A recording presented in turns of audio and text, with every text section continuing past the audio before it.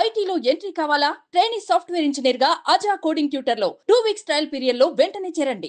మోహన్ బాబు ఇంట్లో గొడవ టాలీవుడ్ తో పాటు తెలుగు రాష్ట్రాల్లో హాట్ టాపిక్ గా మారింది. ఆస్తుల విషయంలో మంచు మోహన్ బాబు ఫ్యామిలీలో గొడవలు జరుగుతున్నట్లు వార్తలొచ్చాయి. మోహన్ బాబు మనోజ్ పై దాడి చేసినట్లు ఆదివారం ఉదయం నుంచి పెద్ద ఎత్తున ప్రచారం జరుగుతోంది. మంచు మనోజ్ గాయాలతో పోలీస్ స్టేషన్ కు వెళ్లి తన తండ్రి మోహన్ బాబు తనపై దాడి చేసినట్లుగా పోలీసులు ఫిర్యాదు చేసినట్లు, అలాగే తన భార్యపై కూడా మోహన్ బాబు దాడి చేసినట్లు ఫిర్యాదులో పేర్కొన్నారని వార్తలొచ్చాయి. మనోజ్ కూడా తనపై దాడి చేసినట్లు మోహన్ బాబు పోలీసులకు ఫిర్యాదు చేసినట్లు ప్రచారం జరిగింది.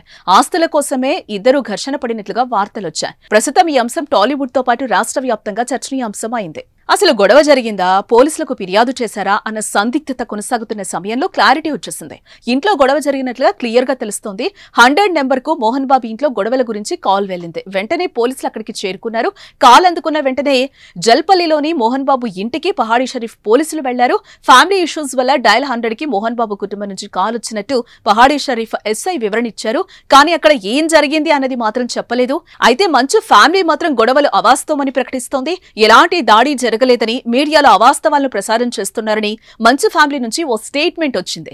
అయితే మోహన్ బాబు ఇంటికి పోలీసులు వెళ్లడంతో గొడవ జరిగింది నిజమే అని తెలుస్తోంది. గతంలో కూడా మంచు విష్ణు, మంచు మనోజ్ మధ్య ఆస్తుల విషయంలో గొడవ జరిగినట్లుగా వార్తలొచ్చాయి.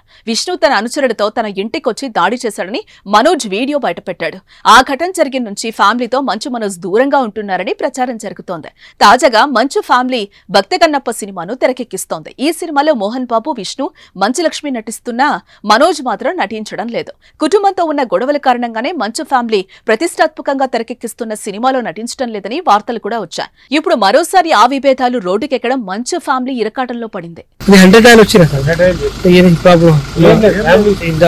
గొడవ ఏం లేదని చెప్పి